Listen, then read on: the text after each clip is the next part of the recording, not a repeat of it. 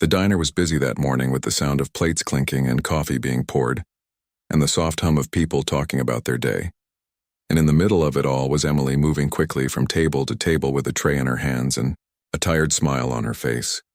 She had been a waitress for years, working long hours just to pay her bills and to keep a roof over her head, and though she was always kind and polite to the customers, her heart carried a quiet dream that she rarely spoke about, and deep down she believed she was made for something more. Emily had always wanted to start her own company. Not a huge one at first, just a small business that could grow over time, but she never had the money or the chance to begin. And yet, when she had a free moment, she scribbled notes in her little notebook about ideas and plans that could one day change her life. One afternoon, while refilling coffee for a group of men in suits, she mentioned her dream without even realizing the wrong ears were listening. She was telling an older woman that one day she wanted to build something of her own, something that would make people's lives better and easier. Sitting nearby at a corner booth was Mr. Harrington, a man known in town for his wealth, his arrogance, and his cold smile. He was a businessman who believed money was power, and he had plenty of it. He leaned back in his chair as he listened to Emily's words, and then he laughed loud enough for the whole diner to hear. The sound froze Emily in her tracks as her cheeks burned red. Harrington stood and walked over to her with his shiny shoes clicking on the floor and his eyes gleaming with mockery. And he said, "So you think you can build a company, little waitress, you? Think you can succeed in the world of business where even giants fall?" The room grew quiet as everyone turned to watch, and Emily tried to stay calm, her heart racing as she replied softly, "I believe I can." And Harrington smirked, shaking his head, and said, "I will make a bet right here, right now, that you will fail. I will bet $155 million that you will never make it." Gasps filled the diner as people whispered in shock at the enormous number no one had ever heard of. Such a thing in their small town, and Harrington continued, speaking louder. "This girl thinks she can succeed, but I know she cannot. She will crumble like all the rest. Mark my words." Emily stood frozen, her hands trembling around the tray she held, and she felt humiliated, every eye in the diner staring at her, waiting to see what she would do. Her dream, which had always been private, was now thrown out for the world to laugh at, but inside her chest a spark began to burn. She thought about the years. She had struggled the nights she went to bed hungry. The mornings she forced herself to smile through the pain, and she realized that this moment, though cruel, might be her chance to change everything. She could either walk away and let Harrington's words crush her, or she could stand and prove him wrong. So with a shaky breath she looked up at him and said calmly, "We will see," and her voice, though quiet, carried a strength that surprised even her. And Harrington laughed again, brushing her off, with a wave of his hand before leaving the diner in his expensive car. The silence remained as customers whispered among themselves, some shaking their heads saying it was impossible for a waitress to fight against a man like Harrington, others saying, maybe, just maybe, she could surprise them all. Emily returned to her work with her mind spinning and her heart pounding. She felt embarrassed, yet at the same time she felt alive. That night after her shift ended, Emily sat alone at her small kitchen table with her notebook in front of her and the bet echoing in her mind. Harrington had bet $155 million on her failure, and she thought to herself, if he is so sure I will fail, then maybe I should try harder than ever before to succeed. The thought filled her with both fear and excitement, and she imagined the path ahead full of obstacles, rejections, and pain, but also filled with possibility. She was no longer just a waitress. She was now the center of a challenge, so big that people in town would talk about it for years, and perhaps the whole world would come to know her story. As the clock ticked past midnight, Emily wrote in her notebook a single line that would guide her journey from this day forward. "I will not give up no matter what." And she underlined the words again and again until the paper nearly tore her eyes, tired, but shining with determination. She whispered to herself, "He will see." And with that she closed her notebook, knowing that her life had just changed forever. The morning sun rose over the small town as Emily walked to the diner, her notebook clutched tightly in her hands, her mind replaying the humiliating moment again and again. Harrington's cruel laugh still echoed in her ears, and the eyes of the customers still haunted her. Yet inside her something new had awakened, a fire that refused to die. At the diner she served coffee with her usual tired smile, but now every face she saw reminded her of the challenge ahead. She felt as if the entire town was watching her every move, whispering behind her back, some thinking she would never even try, others curious if she had the courage to go on. And Emily, though nervous, decided she would show them all that night after. Finishing her long shift, she went home to her small apartment. The floor creaked beneath her feet, the walls thin enough to hear the neighbors argue. But she sat at her table with her notebook, determined to begin. She listed her ideas one by one. Simple ideas for products she believed people would truly need, nothing fancy, only useful and honest. She read books borrowed from the library on business and marketing.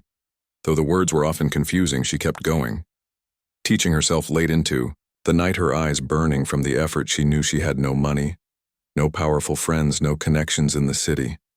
All she had was her will and her belief that Harrington must not win. Her friends noticed the change in her at the diner. They asked why she looked so tired, and when she told them she was working on her dream, some laughed kindly, telling her to be realistic. Others warned her not to waste her little savings on something hopeless.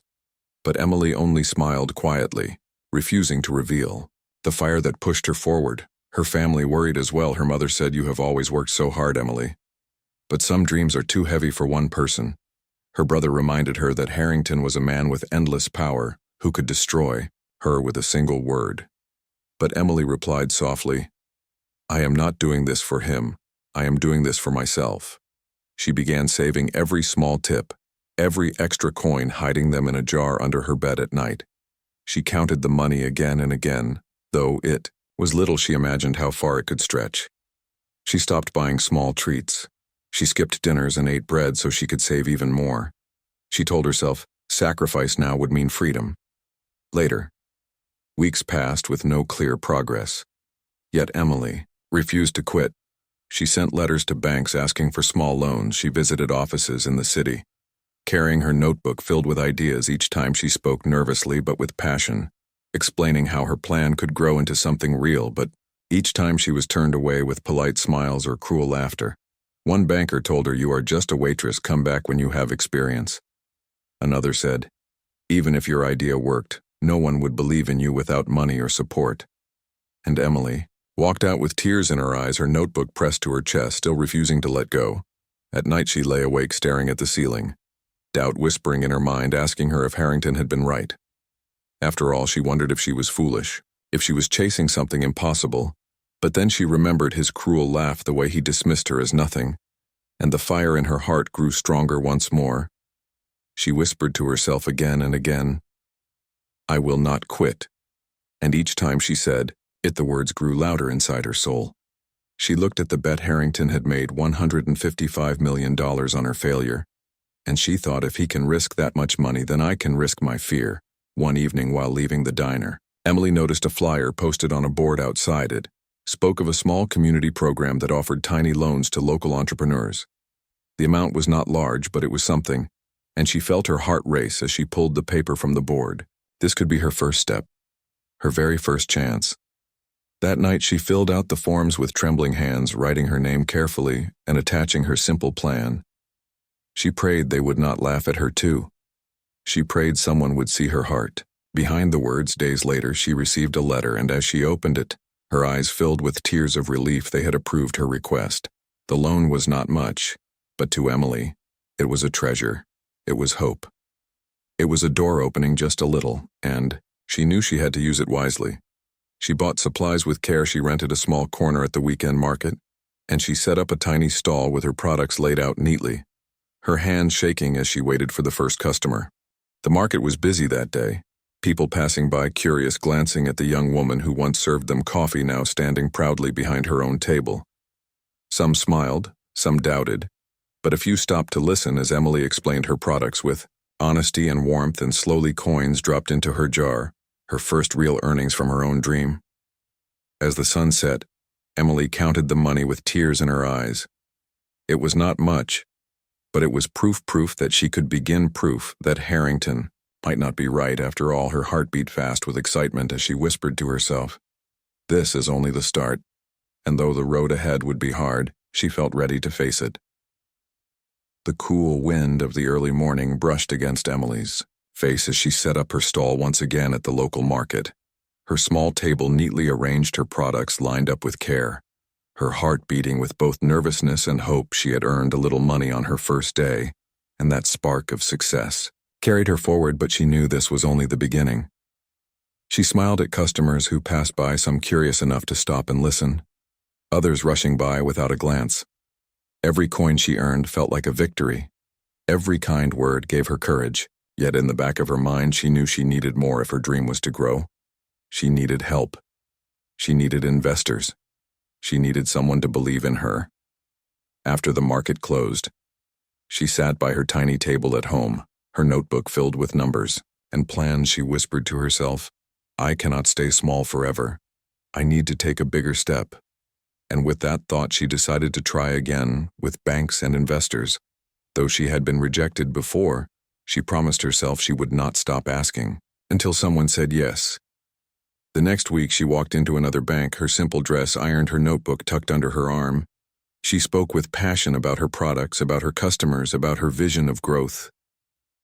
The banker listened politely, then shook his head saying, "Your idea is nice, but it is not strong enough to risk money on.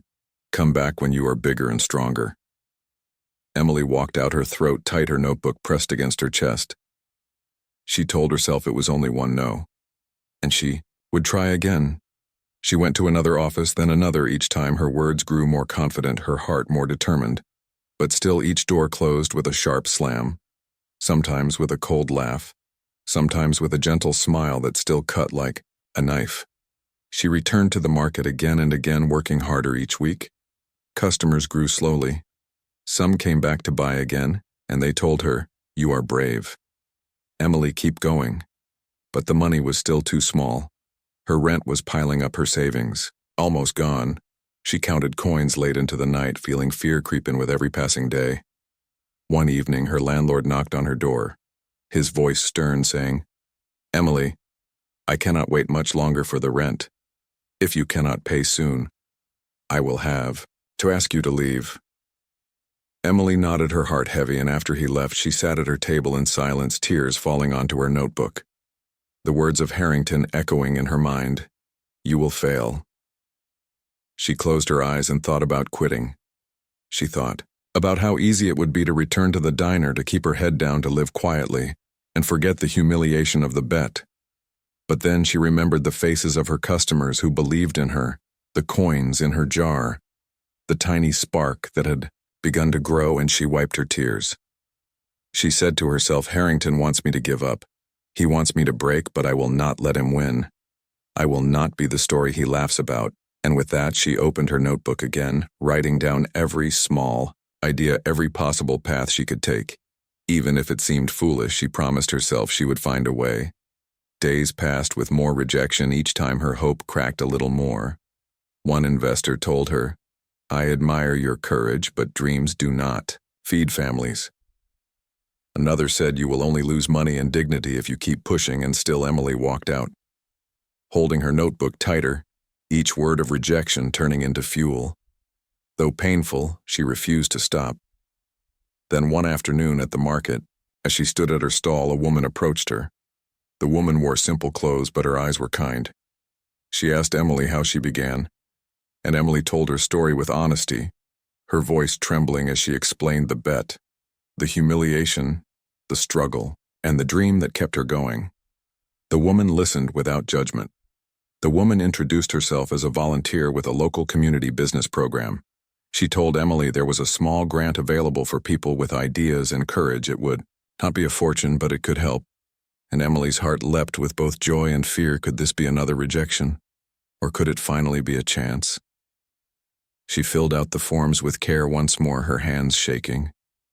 She explained her journey, her honesty, her work, and when she handed them over, she whispered, "Please see me, please give me a chance." Weeks passed slowly, the weight almost unbearable.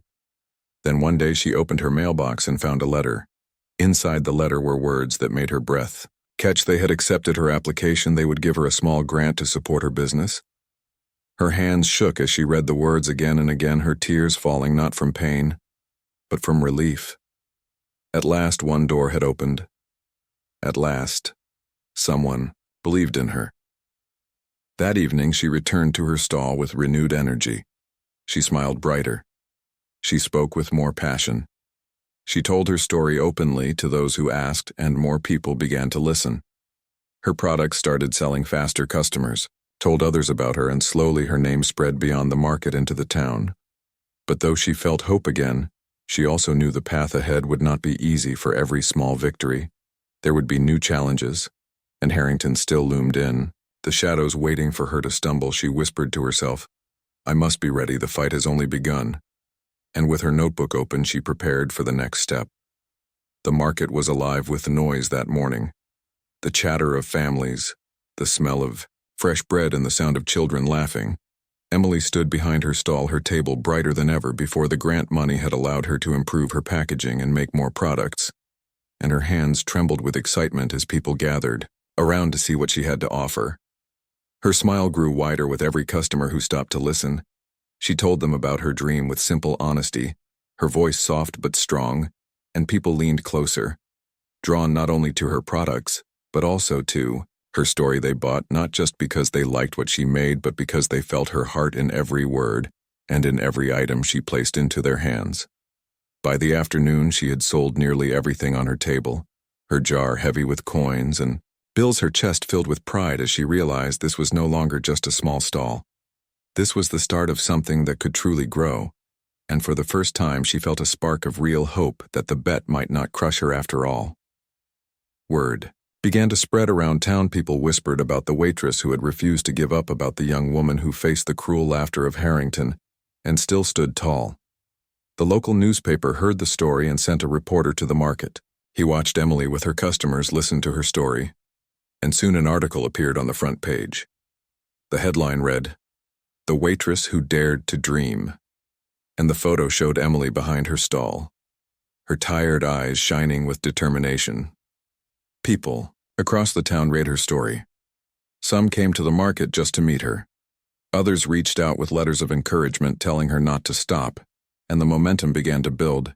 Investors who had once laughed at her now looked again with curiosity. Small business owners called to ask if they could partner with her stores in nearby towns, asked if she could supply them, and slowly her reach began to spread beyond the market. Emily worked day and night, her hands sore, her back aching, but her heart alive like never before. Harrington, meanwhile, read the newspaper with a smirk, though a flicker of unease crossed his eyes. He had thought she would break after a few weeks. Yet here she was on the front page of the local press, he told himself. It was nothing that she would collapse soon enough. Still, he kept watching from a distance, his pride unwilling to accept the possibility of her success. As Emily grew busier, challenges appeared. Suppliers delayed shipments. Unexpected costs drained her small savings, and customers complained when orders were late. She felt panic rising, but she refused to give in. She met every problem with determination, borrowing trucks when deliveries failed, staying up all night to fix mistakes, apologizing with humility, and never losing the kindness that made people trust her. Her small team began to form too. A few young workers from town, inspired by her story, asked if they could help. She welcomed them gladly, teaching them with patience and working beside them at every step together. They packed boxes, carried crates, and built a rhythm that turned the small stall into the seat of a company. One evening, as the sun set over the market, Emily stood with her team counting their earnings, and she felt tears in her eyes. Not of sadness, but of pride. She had not done this alone. People believed in her, and together they were creating something real, she whispered softly. Thank you to the team, and they smiled, knowing they were part of something special. The following week, she received an invitation to speak at a local event for small businesses. She stood on stage, her knees shaking as the audience waited, and she told her story. Her voice breaking at times, but always honest. She spoke about the diner, about Harrington, about the humiliation of that cruel bet, and about the fire that pushed her to rise again. The crowd applauded loudly. Some stood and clapped, others wiped tears from their eyes, and in that moment, Emily realized she was no longer invisible. She was no longer just a waitress. She was a leader, someone who could inspire others to believe in themselves even when the world told them they could not. After the event, more doors opened. Partnerships offers invitations to bigger markets. Emily worked harder than ever, and though her body was exhausted, her spirit only grew stronger. She still remembered the cruel words. of Harrington, but now she carried them like fuel, like a reminder of why she could never stop. Yet Harrington was not done watching from the shadows, his pride burning hotter with every story of her success. He began to plan ways to slow her down, ways to prove her unworthy, and Emily, though unaware, could feel a storm was coming still. She lifted her head high, ready for whatever challenge would arrive. As she closed her notebook one late night, her lamp flickering, she wrote 3 words in bold, "Letters I will fight," and she underlined them again and again, knowing the road would soon test her more than ever before. But her heart whispered to her, "This is your time, Emily, and no one, not even Harrington, can take it away." The cold wind of winter swept through the streets as Emily stood in her small office, papers scattered across her desk. Her team huddled together with worried faces. The company had been growing fast. Orders were pouring in from towns nearby, even from cities farther away. But along with the success came trouble that seemed too heavy to carry. Suppliers who once promised timely deliveries suddenly delayed shipments without reason. Crates of materials went missing. Trucks broke down halfway to the market. And strange mistakes appeared in the paperwork. Emily at first believed it was bad luck, but soon the pattern grew too sharp, too deliberate, and whispers reached her ears that Harrington was quietly pulling strings in the shadows. Her heart sank as she realized the man who had mocked her in the diner was not content with waiting for her to fail on her own. He was pushing against her, trying to crush her dream before it grew too strong. Yet Emily clenched her fists, refusing to let fear break her spirit.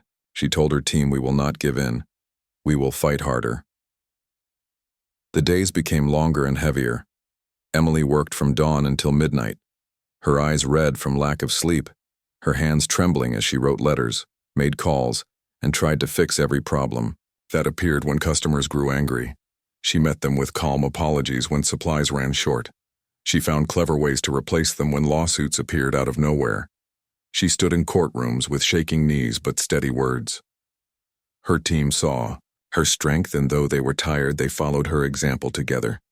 They packed boxes until their fingers ached, carried crates through the snow, and kept the dream alive, even when the odds seemed impossible. Sometimes Emily wanted to collapse, into tears, to run away from the weight of it all. But she remembered the cruel smirk of Harrington and the sound of his laugh, and that memory kept her moving. One night, as the office lights flickered, Emily sat alone staring at the numbers on her papers. The debts were growing faster than the profits. The lawsuits drained money and energy, and her landlord again threatened to raise the rent on her small space. Her heart whispered, "Maybe you cannot do this. Maybe Harrington is right." But her soul roared louder, saying, "I will not let him win." The next morning, she gathered her team and spoke with fire in her voice. She told them, "Harrington wants us broken. He wants us scared, but we are stronger than he thinks. We have come too far to give up now." And her words, though simple, lit a flame in their hearts. They clapped their hands and vowed to keep fighting with her, with renewed energy. Emily searched for new ways to survive. She met with local farmers who agreed to sell her supplies at fair prices. She reached out to customers directly, building trust through honesty. She even held small community events where she gave away samples, telling her story again and again, her voice trembling, yet her eyes filled with strength, and people believed. The community began to rally behind her. Customers told their friends, families spread the word on social gatherings, and soon her products became more than just goods. They became symbols of courage, symbols of standing up against cruelty and arrogance. The town wanted her to win because her fight felt like their fight too. Harrington heard of this growing support, and his anger deepened. He whispered to his partners to spread lies about her business, to tell people her products were unsafe, to crush her with rumors and fear. Emily woke one morning to find angry letters flooding her desk, people demanding answers, accusing her of cheating them, and for a moment, her breath froze in her chest. But she refused to hide. She walked into the market, stood on a wooden crate, and spoke to the crowd, her voice shaking but her words clear. She said, "I have never cheated you. I have never lied. I am here to serve you, and to build something honest and good. If you believe in me, then stand with me now." And silence fell before the applause began. The crowd clapped, cheered, and shouted her name louder than ever before, and in that moment, Emily felt her strength return like a river flowing back into her heart. The lies had failed. The people saw her truth, And Harrington, though still powerful, began to realize his grip was slipping. Yet challenges did not end there. Another shipment disappeared, another lawsuit appeared, another investor backed out, and Emily knew the storm was far from over. She stood at her window one night watching the snow fall, whispering to herself, "The hardest battle is still ahead, but I will not break. I cannot break. Not now. Not ever." Her notebook lay open on the desk, the words she had written long ago still shining under the lamplight. "I will not give up no matter what." She traced them with her finger and whispered again, "I will not give up." And with that vow burning inside her, she prepared for the final stage of the fight, knowing the world was watching, and Harrington was waiting. The sky was gray on the morning of the grand event, the city streets buzzing with excitement as banners waved in the cold wind. People from all over had gathered for the business conference, a place where leaders spoke about their journeys and where the strongest voices of the industry stood on stage that day. Emily was among the invited, her name now known far beyond her small town. Her story whispered across newspapers, radios, and markets as the waitress who refused to bow. She stood backstage, her hands trembling as she held her notebook, the same one that had carried her from the diner to this moment. Her team whispered encouragement, reminding her of the nights she had fought through tears, the mornings she had risen from despair, and the countless battles she had endured. She looked at them and whispered thank you, because she knew she had never walked this road alone. On the other side of the stage, Harrington stood tall in his expensive suit, his cold eyes fixed on her. He had tried everything to break her, and yet here she was, shining brighter than ever. His pride burned like fire as reporters swarmed him, asking about the bet that had become famous across the country. He smirked, hiding his fear, and said, "She will fail in the long run. This is nothing but luck." The announcer called Emily's name. The crowd erupted into applause, and she walked onto the stage, her steps slow but steady, her eyes scanning the sea of faces waiting to hear her speak. She took a deep breath, her voice trembling as she began to tell her story. She spoke of the diner, of the cruel laughter that once tried to crush her, of the nights she went hungry just to keep her dream alive, of the rejections, the betrayals, the lies, and the storms. Every word carried weight, every sentence wrapped the audience in her journey. Some wiped tears, others leaned forward in silence, hungry to hear more. Emily spoke not as a businesswoman in a suit, but as a human being who had struggled and refused to quit. Her honesty cut through the noise, her passion filled the hall, and by the time she finished, the applause shook the walls. Reporters rushed forward, asking what she would say to Harrington now that her company had grown to a national name, with stores lining cities and products being shipped across the country. She smiled softly, her eyes calm, and she said, "I do not need to say anything to him. My life is my answer. My success is my answer.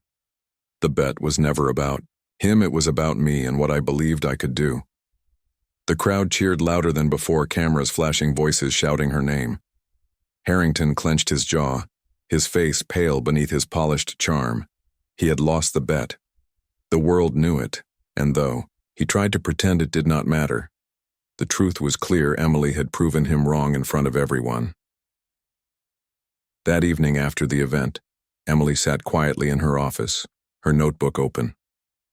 Once again she wrote down the words, "I made it," and she underlined them with a shaky hand, tears falling not from sadness but from pride. She remembered the little stall, the cold nights, the heavy debts, and the cruel doubts that once haunted her. She remembered the faces, haunted her. She remembered the faces of the people who believed in her and carried her through. Her team gathered around with smiles and laughter, celebrating the victory they had earned together. They raised glasses of sparkling juice, shouting to Emily, to courage, to dreams, to never giving up, and she laughed with them, her heart warm, her spirit light, knowing this was not just her triumph, but theirs as well. In the months that followed, Emily's company grew even stronger, expanding into new markets, inspiring other dreamers who once felt too small to try. Her speeches were shared across schools and communities, her story told as proof that ordinary people could rise above fear and doubt and build something extraordinary. She became more than a business leader. She became a symbol of hope. Harrington faded into the background, his empire shaken, his pride shattered, while Emily's light only grew brighter. He had bet $155 million on her failure. And lost everything. Not because of money, but because of arrogance, because he had underestimated the power of belief and resilience. Years later, Emily walked into the same diner where her journey began. She sat at a corner booth sipping coffee as new. Waitresses moved from table to table, their faces tired but their hearts still carrying dreams. She smiled at them, remembering who she once was, and whispered softly, "Never let anyone tell you what you cannot do." As she left the diner, she looked at the world around her, knowing that her battle had become her victory. Her humiliation had become her glory. Her weakness had become her strength. She walked into the sunlight, her notebook in her hand, her heart steady and proud, and she whispered one last time, "This is only the beginning."